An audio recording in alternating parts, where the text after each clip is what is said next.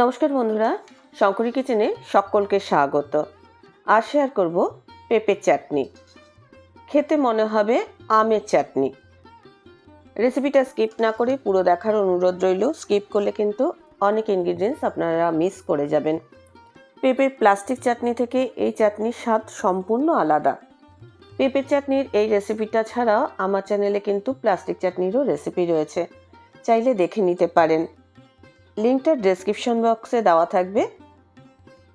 চলুন শুরু করা যাক। আজকের রান্নার প্রধান উপকরণ হচ্ছে পেঁপে। আমি একটা ছোট মাপের পেঁপে নিয়েছি। পেঁপেটার যে সবুজ খোসার যে অংশটা সেটাকে ভালোভাবে ছাড়িয়ে নিয়েছি, গায়ে যেন সবুজ অংশটা না থাকে। পেঁপের ভেতরে যে দানাটা, সেই দানাটা আমি একটা চামচের সাহায্যে বের করে নেব।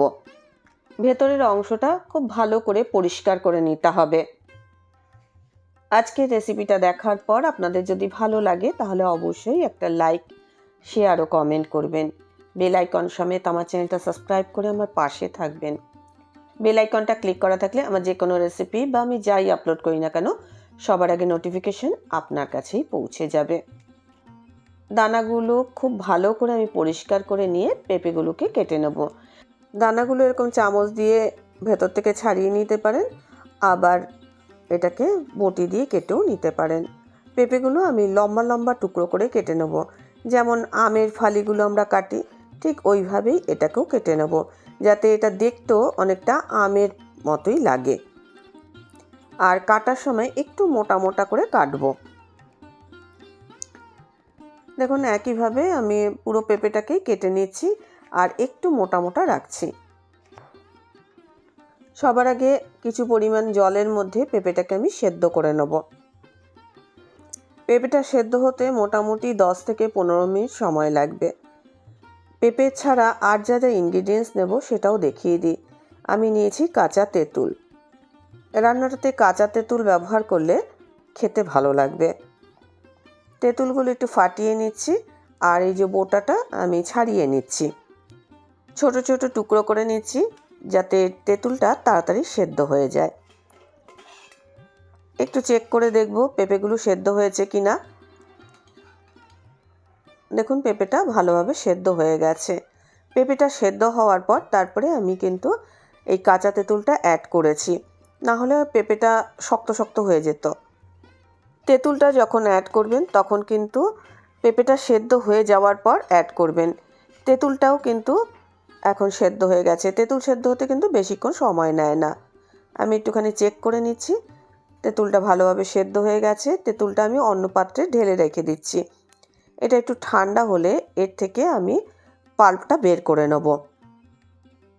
এটা ঠান্ডা হতে হতে বাকি কাজগুলো আমি করে নিই। ফোড়নের জন্য আমি 1 চা চামচ সর্ষের তেল দিলাম। এর মধ্যে একটা শুকনো লঙ্কা ফাটিয়ে দিয়ে দিলাম। শুকনো লঙ্কাটা আমি কম আঁচে একটু নাড়াচাড়া করে নেব। এবার এর মধ্যে আমি দিয়ে দিচ্ছি 1 চিমটি 5 ফোড়ন। শুকনো লঙ্কা আর 5 ফোড়ন থেকে সুন্দর একটা গন্ধ বেরিয়ে আসবে। সামান্য নাড়াচাড়া করেছি। এবার আমি পেঁপেটা যে সেদ্ধ করে রেখেছিলাম সেটা দিয়ে ভালো করে ফুটিয়ে নেব। পেঁপেটা এরকম গোটা গোটাই আমি রেখেছি যাতে এটা আমের ফালির মতো দেখতে লাগে।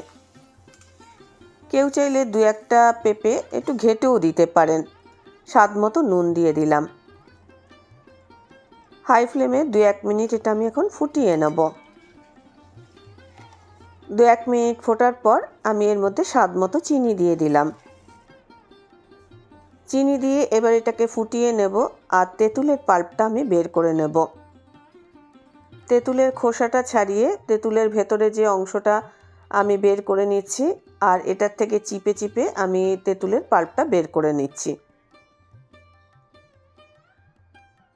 দেখুন তেঁতুলের পাল্পটা বের করে নেওয়া হয়েছে।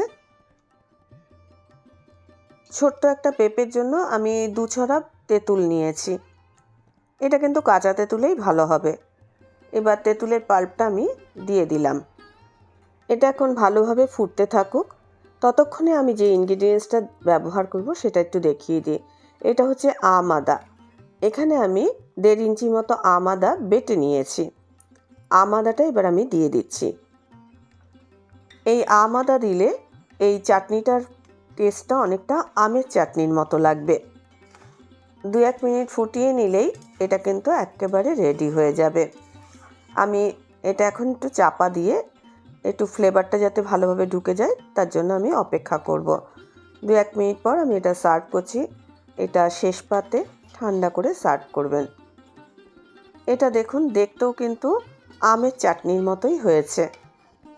রেসিপিটা ভালো লাগলে অবশ্যই একটা লাইক দেবেন, প্রচুর প্রচুর শেয়ার করবেন। আমার চ্যানেলটা ভালো লাগলে অবশ্যই সাবস্ক্রাইব করে নেবেন। আজকের রেসিপি এই পর্যন্ত। দেখা হবে নতুন কোনো রেসিপি নিয়ে নতুন কোনো এপিসোডে। এতক্ষণ আমার সঙ্গে থাকার জন্য অনেক অনেক ধন্যবাদ।